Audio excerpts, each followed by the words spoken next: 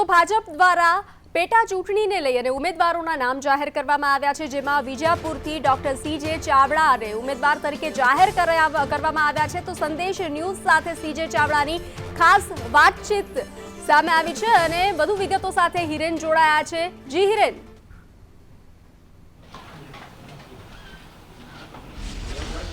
कांग्रेस छोड़ी भारतीय जनता पार्टी में जोड़ायेला सीजे चावड़ा ने भारतीय जनता पार्टी द्वारा विजापुर में पेटा चूंटणी में फरीथी उम्मीदवारी माटेनी तक आपी है। सीधा सीजे चावड़ा साथे ज वात करीशुं। सीजे ए ज विजापुर में हवे कमळनो खेस पहेरीने तमारे उम्मीदवार थईने जवानुं छे, शुं प्रतिक्रिया?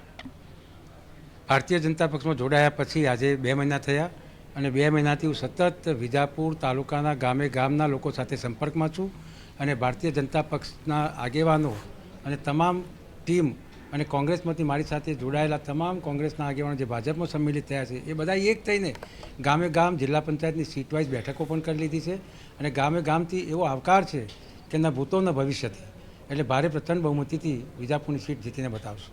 શું ટાર્ગેટ છે? લોકસભામાં તો 5 લાખ પ્લસનો ટાર્ગેટ પાર્ટીએ રાખ્યો છે, વિધાનસભા છે, પેટા ચૂંટણી છે અને ઉત્તર ગુજરાતમાં તો માત્ર વિજાપુર એક જ છે। ટાર્ગેટ શું આ બેઠક ઉપર? કારણ કે અગાઉ તમે કોંગ્રેસમાંથી જીતીને આવ્યા છો, આ જ બેઠક टार्गेट में 50,000 करता वधारे मतों थी तो अमे इजीली जीती जईशुं, पण एटली मेहनत करवाना छीए अने लोको सुधी बात एटली पहोंचाडवाना छीए कि भारे बहुमतीथी 75,000 करता वधारे लीड विजापुरमांथी निकळे ए प्रकारनो मारो लक्ष्यांक छे।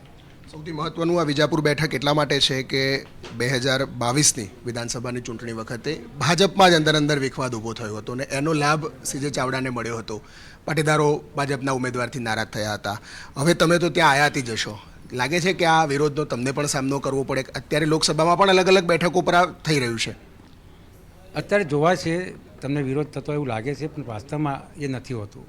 વાસ્તવમાં જે નેતાઓ હોય છે, જે ટિકિટ માગણી કરનારા હોય, એમના કાર્યકરો હોય, એમના સંપર્કના રહેતા લોકો હોય, એ આવા સમયે ચોક્કસ થોડો દિવસ સુધી એમનો અવાજ પહોંચાડતા હોય છે, પરંતુ 1-2 દિવસ પછી જે ઉમેદવાર તરીકે આવે છે એની સાથે ભળી જઈને બમણા જોરથી એ લોકો કામ કરતા હોય છે।